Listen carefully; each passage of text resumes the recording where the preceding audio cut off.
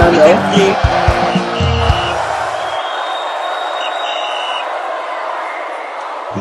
Official, Bro, welcome. always a pleasure. As you know, it's some couple of hours to the Nigeria Gabon match, so Yeah.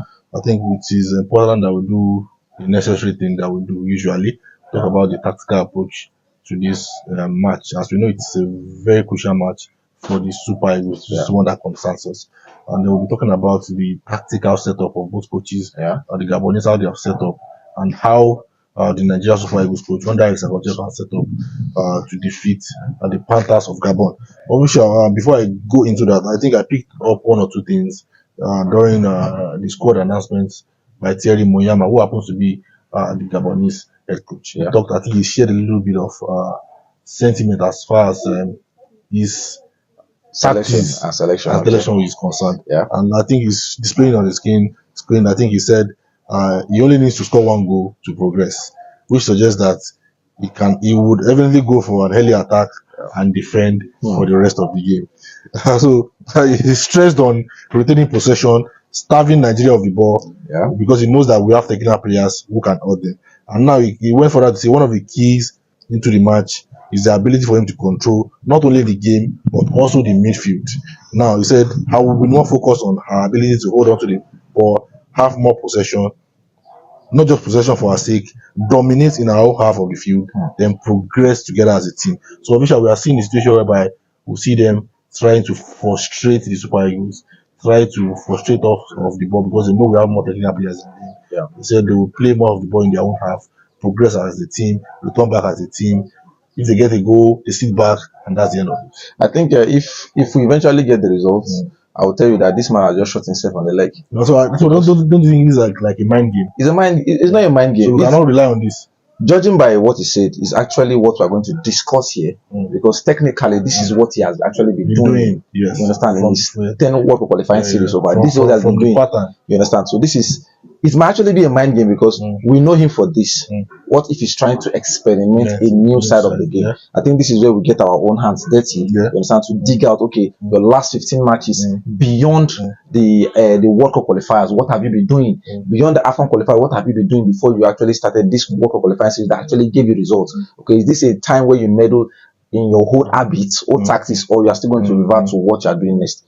Anyway, on paper and in the last 10 to 12 matches, backdating to 12 matches, this man has not switched from a particular formation, 4-3-3. 4-3-3, no doubt. But with a pivot. But if you are looking at this, there's a particular match that he tried to experiment something, which might also be synonymous to a Super Eagles match. Okay, now he played 10 World Cup qualifying series now. That he finished second with 22 points. AY, in those 9 matches, he used a 4-3-3, except for one that he went for a 3-4-3. 3-4-3. I think that match was against, that match was Gambia. Yeah, I think it's Gambia. That match was against, yes, that match was against Gambia. 3-4-3, where he altered the formation now. He got the results. So, this is him now, at his comfort zone now, say, okay, if a 4-3-3 is doing well for me, let me try to have a plan B should in case something happens now. So, this Executive now should not work with only a formation that can counter his 4-3-3, but also his 3-4-3 in case. I think we are in the same spot now. Yeah. If we thank God we have looked back at Terry Moyama's antecedent as far as setting up his formation is concerned. Now Executive has always been the fan of 4-4-2. Now the 4-4-2 means we have wide wingers. That means we are just restricted to 2 players in the midfield. Now 2 players in the midfield against the 4-3-3 system. Gabonese will want to play, or a 3-4-3 if you eventually switch, which is with the tactical flexibility that the formation actually implies. It means we'll be thin in the midfield. Yes. Because we have just 2 men. That is if Executive decides to go with a 4-4-2 formation. Because we will play wide wingers out of the 4. We are just limited to 2 midfielders. So is it wise enough for Executive? Yes. Well, first of all, it is wise enough, and second, it might be a gamble. It will have been wise enough if we have strong personnel in this midfield. Midfield now. I won't trust a 2 midfield duo of Ndidi and Iwobi against an energetic Lemina or Ondog. They are physical, they are pacey, powerful. They are never tired, more stamina than Wilfred Ndidi and Alex Iwobi combined per person. You understand where it's going now? Okay, now talking about the technical aspect aside from the strength aspect now, their midfield is also technically gifted than ours with what we have on ground now. Do we have the personnel to counter this? Yes, but are we trusting Escashel to look into that aspect? This is where a Rafael can might actually work, or a Frank Onyeka now that okay, what I want you to do now is to destabilize this midfield. Don't let them get the ball. You are a destroyer. Okay, So we should play dirty too. yeah, that it has to be like that, at least to read the game for probably the first 45 minutes. That is why I said when this man came outside to tell you that he summarized what he's doing. That is the summary of what he has been doing. He will try and starve you guys off the ball, play in their half, just to draw you guys out. Before you know, they know that they have a Dennis that once he gets a chance, he converts. Can bury it, yeah. They know they have an Abumia that once he gets a chance, he converts. They know they have a Noah Lemina that once he gets a chance, he converts. So they will keep playing the boring side of the football in their own side until you get cocky. Before you know, they whip it long, and then it's don't miss. You understand now? So it is two ways now. It is show now in the back of your mind. Be prepared for whatever this manager has for you, because in as much as I've been saying he has not won any manager that has been ranked above him, believe me, he knows this. It is not just our knowledge. He knows this, and he wants to remedy this history. Now, okay, what should I do? Remember, AY, in as much as we're talking about Super Eagles need to win this, Gabon knows that they need to win it too to qualify to have a stake in probably a Congo, a Cameroon match. So this match is going to be dicey. The idea of him attacking first, and that is where I will talk about the mind game now. That he wants to attack us first. No, he wants us to press high. Do you know why he wants us to press high? Like I said, they have goal scorers, deadly goal scorers that they don't miss. Imagine in the playoff qualifying series, you understand? He scored 22 goals. 22 goals and considered 9. 22 goals. So they want to gamble in their own half where they know that they have midfielders that in case they lose the ball, they can easily get it. They don't trust much on their defense. Their stronghold is their midfield. The goal scorers are doing their work, but their strength has been their midfield. You know what? The last portion we talk about stability. One of the areas of that stability, one of the areas that are stable is the midfield. Underdog in the qualifying series, their formations, their lineup. I've only seen an underdog and Lemina together. Only for one match that Lemina did not start, and that was against Seychelles. That was bench. Everybody will win Seychelles, for example. No disrespect to Seychelles, but he came into the later stage of the game just to try and switch things up. So this manager, at his comfort zone, whenever a match is comfortable for him enough, is when he tries out an experiment that he might eventually use in a match like the Super Eagles of Nigeria.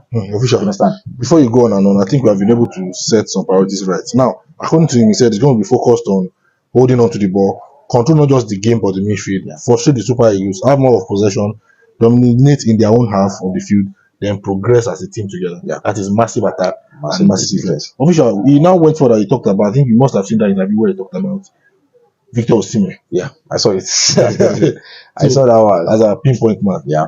Do you think he has an assignment? If Victor Osimhen has an assignment he has actually worked on, and we might actually see a situation whereby he wants to shut down a Victor Osimhen, because we have been talking about over the dependence on Victor Osimhen. He has been the standard performer in the Super Eagles. I don't think a good coach would be able to figure out, okay, if we can kick this guy, that's the end of the Super Eagles team. Him highlighting Victor Osimhen, I don't think it's him trying to say he wants to stop a Victor Osimhen, because I saw that interview. I think he was indirectly saying he wants to frustrate a Victor Osimhen. You understand now? Why they have players that play dirty too. Yes, because they are not one of the most disciplined side in terms of yellow cards and misses next match. You understand? I think they have one player that's not going to play this that's what was being called. Yeah, so Lemina, for example, is a player that can do that job. Being a teammate. I'm not saying this is what I want him to do, because I will watch the manager and I will watch the players. They are not, they are not even the ones that want to respect you because you're a bigger star or this one. So you understand? They want to establish their own side of the game. Just like, let me just a little bit switch to South African game, to Super Eagles of Nigeria versus South Africa. If you look at the lineup that played Super Eagles of Nigeria that day, they were not even the best players that played Super Eagles of Nigeria. But what the coach wanted a result that will not favor the Super Eagles of Nigeria. That is why, hence, he brought his players that could play that. Some of those players that played against Super Eagles of Nigeria were not just standard players. You understand? So this Mayuma now telling us now that okay, Victor Osimhen is the point man. Definitely, Ademola Lookman has not been the best goal scoring chances. Moses Simon will be looking to cross the ball or dribble. If I can have a right back that does the assignments, that's for that. But Victor Osimhen is the hustler now. What way can I stop him? Is it to frustrate him or to cut out the channels? The channels are not even coming. Look at the goals Victor Osimhen has been scoring for the past 4-5 matches. They are hard fought goal scoring chances. If not for the last one that we can actually pinpoint all his goals to somebody that actually assisted him. When we say Chukwueze provided 2 assists, Simon Moses providing assists, they were half chances at best. Simon Chukwueze was a half chance. He had to beat the defender and score. The second one was a half chance. He had to lift above the defender and score. So other players now have to come in to score goals. This is where Shell now has an assignment to do now. Do you maintain the lineup? Do you maintain the Simon Chukwueze now, or you welcome back Adema Lukman? Or you want to bank on the expertise of what you know that Moses Simon does for you, or you want to be a tactical genius and switch things up now? It is a very, very big one. This is a very big call for him to make at this point in time. But I think let me just bring down the weakness of his team. Okay. I think they are vulnerable at the back. We've seen them concede a lot of goals. A lot against Gambia. And there is no World Cup experience so far. They've not been to the World Cup before. Yeah. So I think that might be a morale booster. That can also be down thing for them. So whatever it is, I think Nigeria has, like we brought them the head-to-head 36 years they have not won us history with them. They've not won us in the last 36 years. So I think that should count for something. So it is what it is. Let us know what you feel about this in the comment section. Don't forget to like, share, comment, and subscribe. As far as the Nigeria Gabon match is concerned, don't forget it's holding at 5 p.m. Nigerian time. Don't forget to support your national team, regardless of whatever is going on. We know that the federation is not trying, but we have to still support this. We have to this country. It's national football, as far as I am concerned. Let us know what you feel about this conversation. That's our time. Thanks for watching.